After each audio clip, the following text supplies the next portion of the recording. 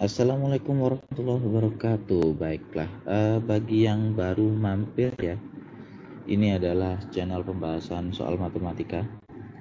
Nah, di sini saya membahas soal-soal khusus ya. Ini soal yang tidak rutin ya. Artinya tidak biasa dibahas di kelas. Nah, sebelumnya saya sudah membuat yang trigonometri, saya sudah membuat yang eksponen atau bilangan berpangkat, logaritma juga sudah. Sekarang saya akan membahas yang untuk akar. Ini adalah soal dari Amerika ya, American Invitational Mathematics Examination tahun 1986. Kita akan coba mengerjakan ya bagaimana caranya. Apakah soal ini sungguh sulit? Kita lihat dulu. Ya, sebenarnya sih tidak sulit ya. Saya yakin tidak sulit. Kita hanya perlu latihan supaya pengalaman menjawab soal itu bertambah. Oke, apa yang akan saya lakukan? Saya sebagai langkah awal, saya akan melakukan pengelompokan dulu. Jadi yang model angkanya mirip, ini memang mirip semua ya, tetapi ada pola khusus ya. Ada pola khusus ya. Angka yang di belakang itu saya pindahkan ke depan. Ya, saya pindahkan ke depan. Tujuannya apa ya? Supaya mudah dioperasikan, kira-kira seperti itu. Nah, sekarang setelah saya kelompokkan begini, jadi angka yang ini saya pindahkan ke depan ya. Ini saya beri kurung khusus saja ya. Kalau begitu ya, saya pakai tanda kurung siku. Supaya apa ya? Supaya jelas bahwa mereka itu grup khusus gitu ya. Ini juga saya carikan kurung khususnya, saya blok dulu. Saya bawa ke sini. Nah,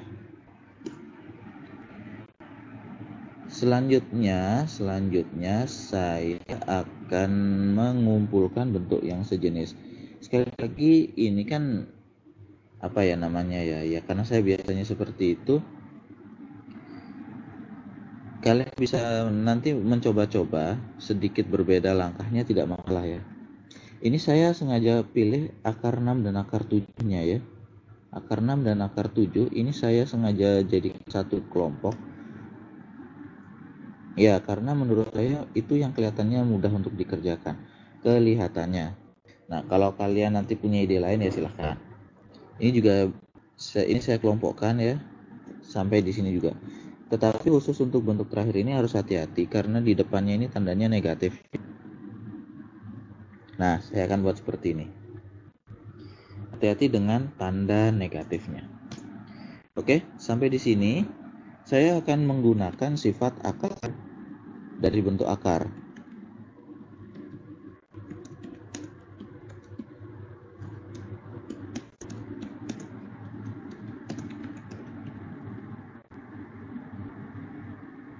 Sifat akar dari bentuk akar ya. Oke, kalau kalian lupa saya akan sebutkan tapi hanya sepintas ya. Jadi begini misalnya ya. Ada akar A ditambah akar B, misalnya begitu. Ini bisa dinyatakan sebagai A tambah B ditambah dengan 2 kali akar AB. Nah, ini adalah sifat akar ya yang bisa kita gunakan di sini. Kalau dia tandanya penjumlahan ya seperti itu. Bagaimana kalau tandanya pengurangan? Kalau tandanya pengurangan berarti di sini ya. Nah, ini yang akan terjadi A dan B-nya tetap ya. Yang akan berbeda itu di sini. Oh iya, saya lupa. Seharusnya ada tanda akar di situ. Oke, saya akan gunakan ini ya. Sifat ini akan saya gunakan dan akan saya implementasikan ya. Berdasarkan kedua sifat ini, kita bisa buat ini. Yang kita punya kan di sini adalah akar 6 dan akar 7 ya. Akar 6 dan akar 7. Ini akan saya sederhanakan begini, menggunakan sifat itu ya.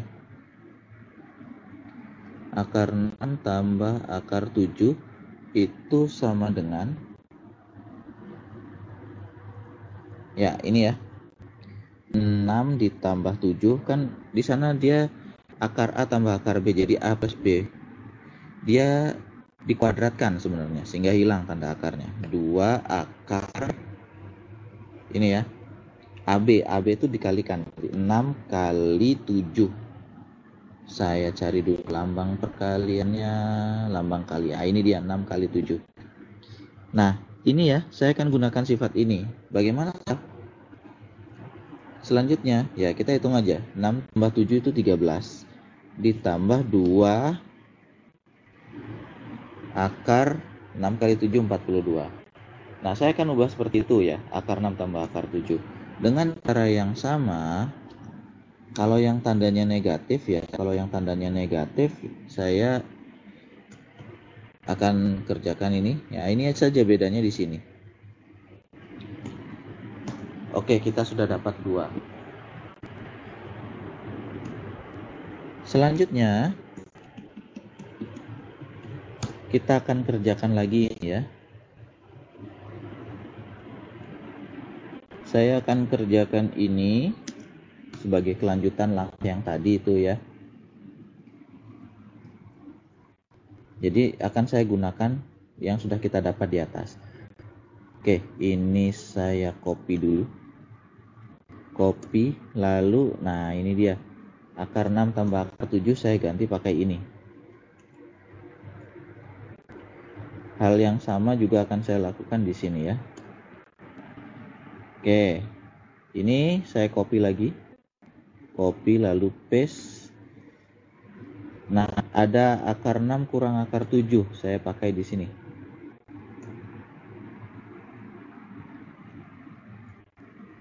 Oke, saya gunakan seperti itu. Nah, saya akan lanjut lagi ya. Ini adalah dua bentuk sekawan sebenarnya. Bentuk sekawan, dan kita bisa gunakan kalian aljabar itu ya. Kalau ini dikalikan, dia akan ada yang lebih sederhana ya. Kita bisa duga seperti itu. Akar 5 kali akar 5 itu hasilnya 5, karena negatif ya berarti negatif 5. Nah, ini juga ketemu dengan kembarannya gitu. Ingat ya, ini hanya perkalian pada bentuk sekawan. Ini nanti kalau sudah dikalikan akan seperti ini. Oke, ini saya hapus saja kalau begitu. Oke, saya cut saja ya kalau begitu, saya keluarkan. Hal yang sama juga akan terjadi di sini. Ini akar 5 kali akar 5 hasilnya adalah 5. Kemudian ini negatif, ini positif ya, berarti kalau dikalikan hasilnya ya negatif gitu kan. Negatif.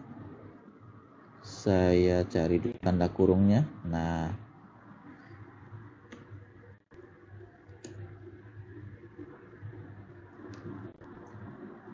oke.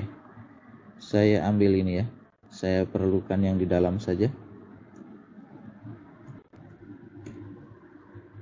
Oke, seperti ini ya. Saya kumpulkan begini. Oh iya, saya lupa ada yang harus saya ralat ya di sini ya. Akar itu definisinya selalu positif ya, berarti dia tidak boleh seperti ini ya. Nah, ini saya tadi lupa. Saya perbaiki dulu. Jadi kalau kita bicara akar itu memang harus selalu positif. Jadi ini saya pindah ke sini. Ya sebenarnya, nah ini ya kelihatannya kecil ya, tapi ini penting juga karena jangan sampai nanti terlanjur kebablasan salah. Berarti kalau begitu, nah di sini ya negatifnya ada di sini, berarti ya di sini yang negatif ya. Saya akan ubah dulu. Nah, tadi saya lupa ya bahwa ya yang namanya akar itu tidak boleh negatif hasilnya. Akar 6 kurang akar 7 itu kan hasilnya negatif, itu tidak boleh. Jadi saya akan ubah ya supaya dia tetap positif ya. Kalau akar 7 kurang akar 6 positif. Oke. Sehingga ya ini juga akan pengaruh sampai ke bawah ya. Copy paste. Akar itu selalu positif ya. Akar itu nilainya selalu positif. Tapi kalau dia kuadrat boleh negatif. Nah ini kalau begitu ini jadinya negatifnya di sini, ini positif. Oke. Oke, maaf ya, tadi saya lupa. Kita lanjut lagi nih, kita lanjut lagi. Sekarang kita akan coba sederhanakan dulu sebelum dikalikan ya. Usahakan dia agak sederhana supaya tidak terlalu panjang angkanya. Ini 13 kurang 5 hasilnya 8 ya. Ini 5 kurang, nah ini hati-hati ya, perhitungan sini nih biasanya banyak yang kena di sini ya. Ini 5 kurang 13 itu hasilnya negatif ke depan ya. Nah hati-hati dengan hasil ini. Oke, saya sudah sederhanakan itu. Sekarang berapakah hasilnya?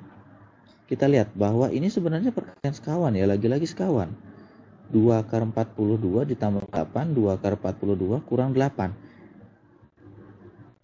Ini kan sebenarnya perkalian sekawan. Nah, kalau masih bingung, oke, saya akan balik ya. Balik ya, mungkin kurang nyaman ya. Katanya seperti itu ya. Nah, saya bawa ke sini. Otomatis nanti ini juga akan saya bawa ke sini. Nah, begitu ya. Tapi ini positif. Oke. Jelas ya bahwa ini perkalian bentuk sekawan. Tadi itu ya sudah. Kalau begitu ini juga saya perlakukan sama ya. Karena kenyamanan pembaca itu nomor 1 ya sebenarnya. Oke, saya copy dulu sebentar. Ini akar 5 akan saya bawa ke belakang saja lah kalau begitu. Oke, ini plus 5 ya. Plus 5. Otomatis ini nanti negatif 5 juga saya pindahkan ke bagian belakang. Nah, itu dia. Ini biarkan saja. Tidak perlu dipindah. Oke, ini yang harus dipindah ya. Sekarang saya akan pindahkan ini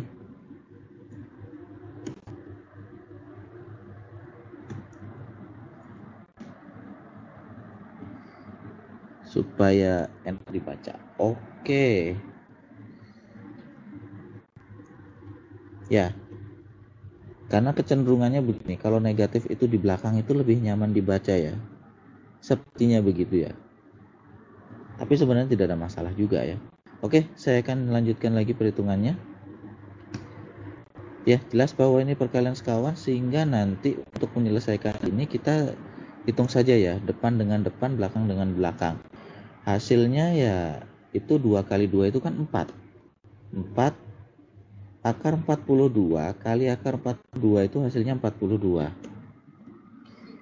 Nah, itu 8 kali 8 hasilnya 64. Kita akan hitung hasilnya. 4 kali 42 itu 164 kurang 64. Hasilnya 100. Nah, ini adalah hasil penyederhanaannya ya. Ternyata nilainya 100. Oke. Ternyata tidak susah ya, tidak susah. Yang perlu dipahami di sini adalah operasi perkalian ini. Sifat bentuk akar ya. Akar dari bentuk akar itu ya. Sifat akar dari bentuk akar ya. Saya lengkapi saja ya kalau begitu. Akar dari bentuk akar. Nah, ini hasilnya ya. Oke, video ini saya cukupkan dulu. Sampai jumpa di video pembahasan selanjutnya.